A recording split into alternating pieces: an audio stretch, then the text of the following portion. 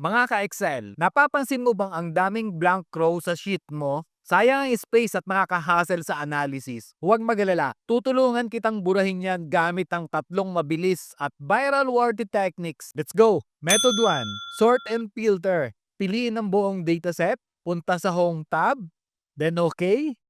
Tapos click and sort and filter. Then filter.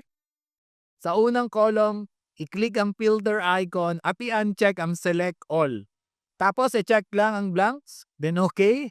Makikita mo na ngayon ang blank rows. I-highlight, i-right click, at delete row. Then okay, boom.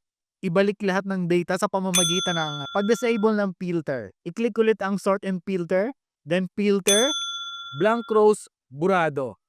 Next technique, go to special.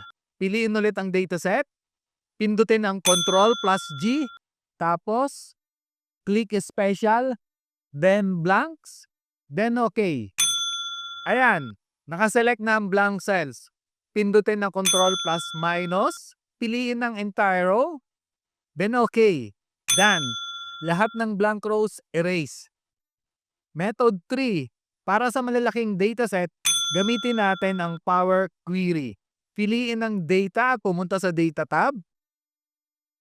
Click Get and Transform Data. Then from Table, Range. Then OK. Sa Power Query, hanapin ang column kung saan may blanks. Click and filter icon. Uncheck blanks. Then OK.